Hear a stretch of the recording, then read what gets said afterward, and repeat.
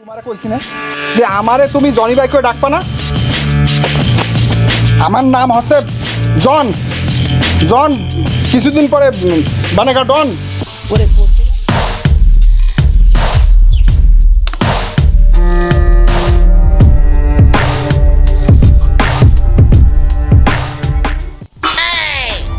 একটাই আছে অবশ্য বাংলা ছবি হলে প্যাকেট প্যাকেটে থাকতো এমন হতো না। যাই হোক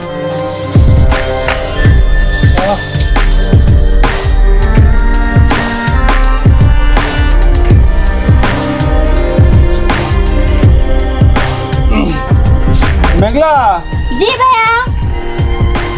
কই রে? আমি একটু বের হচ্ছি, তুই খেয়ে নিস। হ্যাঁ ভাইয়া সকালবেলা এভাবে খালি মুখে বের হতে হয় না, তোমার খাবার দিচ্ছে, অল্প কিছু খেয়ে যাও। দিবি তো পান্তা ভাত, কাঁচা জাল আর পেঁয়াজ। অবশ্য সবের মধ্যে হলে পাউরুটি, কলা, জেলি, ফল ফ্রুট কত কিছু দিত, তার কোনো ঠিক নেই। কিছু বললে ভাইয়া? না কি বলবো, কিছু না। তুমি ওখানে একটু বসো, আমি নিয়ে আসছি। আচ্ছা তাড়াতাড়ি কর তাইলে। জনি ভাই বাড়িতে আছো নাকি? একিটা এই আমি মজনু। আচ্ছা বুঝনু ভাই, তোমারে কইছি না যে আমারে তুমি জনি ভাই করে ডাকবা না। আমার নাম হচ্ছে জন জন কিছুদিন পরে বানেগা ডন। সিনেমা টিনেমা কিছু দেখো না নাকি? হ্যাঁ ও আচ্ছা আচ্ছা, ভুল হয়ে গেছে। জন ভাই, জন বানেগা ডন। হ্যাঁ এই এখন ঠিক আছে। তা মজনু ভাই কতদিন এই অসময় তুমি হঠাৎ কি মনে করে? না তেমন কিছু না, ওই চাচা হুজুর তোমারে ডাকতে পাঠাইছে। চাচা হুজুর ডেকে পাঠাইছে? হ্যাঁ তাহলে একটা কাজ করো, একটু দাঁড়াও, আমি দুটো ভাত খেয়ে নি। ওরে বাবা রে, ভাত খালি কি আর ডন হওয়া যায়? এই সিনেমার মধ্যে দেখো নি ডনের আসার সময় খাই পড়ে থাকে। হ্যাঁ সেইটা তো ঠিকই, তা না হলে তো ডন হওয়া যাবে না। তাহলে চলো, সময় নষ্ট করে লাভ কি, যাই একেবারে এই নাইনদের মধ্যে চুমুক দিয়ে পড়ে থাকে না। কসাও হ্যাঁ তাহলে চলো যাই। হ্যাঁ চলো চলো।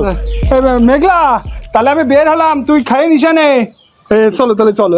হ্যাঁ দেখেছো, এত করে বললাম তবু না খেয়ে চলে গেল। এই ভাইয়াটাকে নিয়ে না আমি আর পারি না। যাই কাকা বাবুর সাথে একটু দেখা করে আসি।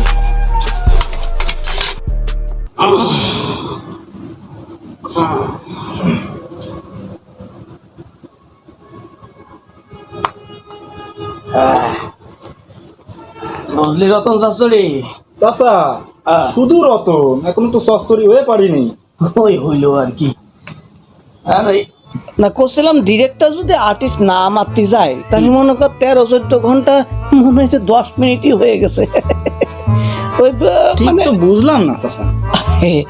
ওরে করছিলাম এই যে মিজান টাপারির কথা, ওই যে পানির মধ্যে নামেও মনে কর যে গা কত কিছু ভিজলো না, ওর কথা করছে। ও চাচা, ও তো ট্যাপারি না চাচা, ও তো ব্যাপারী। ওরে ওরে হইলো ওর ব্যাপারই।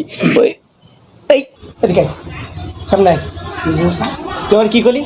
কি কোনো চাচা কোনো চাচা মানে এই আমার কি দেখে মনে হয় কি চাচা? এই আমার কি চাচার মতো বয়স হয়েছে? হ্যাঁ তুই আমার চাচা করলি? তোরা না কইছি আমারে আমার ইয়ং চাচা কবি। হ্যাঁ জি চাচা ঠিক আছে। কি কইছি? ইয়ং চাচা। ইয়ং চাচা, ইয়ং চাচা। এদিকে আয়। টেপ ভালো করে টেপ, দুধ করে টেপ। ছেলেমেলে কম চাচা। হাই কিডা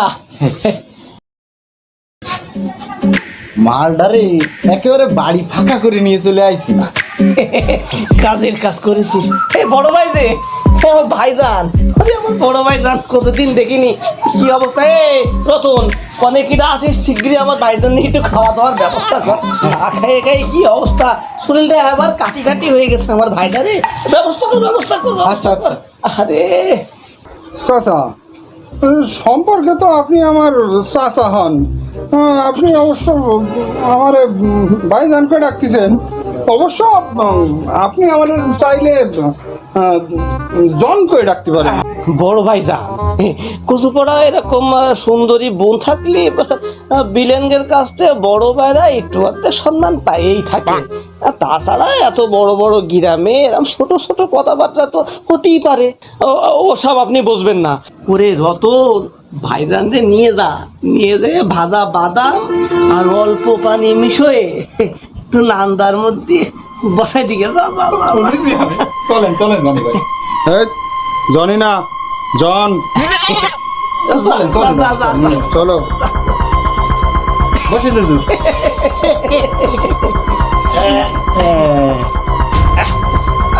কিরে গজাল, হুজুর মজনু, আপনার কিছু মনে থাকে না? ওই একই কথা। তা করছিলাম যে ওই দিকের কি খবর? হুজুর একেবারে সব হারপিকির মতন পরিষ্কার। আপনি যাবেন আর নিশা সওদাগরের মতন দরজাটা বন্ধ করে দেবেন। তাহলে চল দুধটা খাইয়ে একটু কাজে লেগে ঘুরি।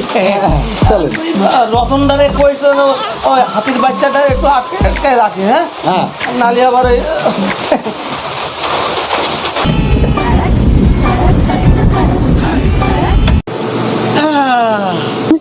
ওরে আল্লাহ,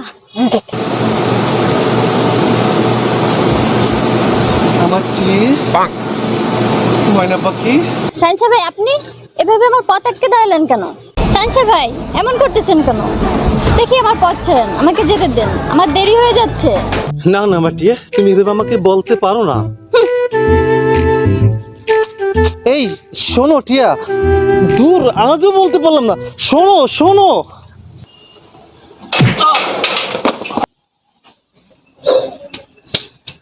চোখের মেগাপিক্সেল কি বাসায় খুলে রেখে এসেছেন যাতে ছেলেদের ইচ্ছা করে ধাক্কা দেওয়া যায়? এই আপনাদের জন্যই রাস্তাঘাটে চলতে ভয় লাগে। যত সব ছড়ি আমি অনেক ছড়ি একদম দেখতে পাইনি। তা আপনার কোথাও লাগেনি তো? এটা আপনার কি? এমন ভাবে বলছেন কেন? আচ্ছা দাঁড়ান, এভাবে পড়ে যাওয়া, এভাবে ধাক্কা খাওয়া, এভাবে কথা বলা, এগুলো তো মেয়েদের। হ্যাঁ জানি, ওইগুলো হচ্ছে পুরনো ভার্সন, আর আপডেট ভার্সন এখন এইগুলা। আর তাছাড়া ডিরেক্টর এইগুলাই চা। আচ্ছা, তাহলে তো আপনার কপাল ভালো যে ধাক্কা লাগার পরে এখনো গানে যায়নি। কালে কালে জ্বর কত কি দেখতে হবে। পাদর একটা। কি রে মা, কি হয়েছে? এভাবে ভিড় ভিড় করে কার সাথে কথা বলছিস? কে কি বলেছে তোকে? আর বলো না কাকা বাবু, কেশবপুর থেকে একটা হনুমান এসে একেবারে আমার গায়ের উপর লাফিয়ে পড়েছে। অবশ্য দেখতে ভালো ছিল, তাই বেশি কিছু আর বলিনি। কি বলিস মা? হনুমান আবার দেখতে ভালো? আমি আবার ছাদে কলা কেটে রেখে আসিছি, না জানি এতক্ষণে আছে কি নেই। কাকা বাবু একটু শুনুন। ও আচ্ছা, তাহলে এই ব্যাপার। তুমি হাসছো কেন কাকা বাবু? তুই আকাশকে চিনতে পারিসনি? তোর ছোটবেলার একমাত্র খেলার সাথী, ওর সাথে ছোটবেলায় কত খেলেছিস। আকাশ? সেদিন ইকির মিকির অবস্থায় গাড়ি চালাতে গিয়ে রোড অ্যাক্সিডেন্টে ওর বাবা মার মৃত্যুর পর ওর ছোট খালা ওকে বিদেশ নিয়ে চলে গেছিল লেখাপড়া শেখানোর জন্য। ওই স্কুল কলেজে না গেলেও ফার্স্ট হবেন, সেটা সবার জানা আছে। হ্যাঁ রে মা, তোকে তো বলাই হয়নি, আকাশ গতকাল রাতেই তো দেশে ফিরেছে। এখন তো আবার করোনার সময়, কি যে হবে নে আল্লাহ ভালো জানে। তাছাড়া ছবিতে দেখিসনি? ছবিতে তো এমনই হয়, নায়করা তো সবসময় গতকাল রাতেই দেশে ফেরে। মেঘলা, আমার সেই ছোটবেলার মেঘলা। আমি সব বুঝতে পেরেছি কাকা বাবু। আকাশ আমার ছোটবেলায় খেলার সাথী, আমার জানটা, আমার বাবুটা। এখন আমাকে সত্যি গানে যেতে হবে।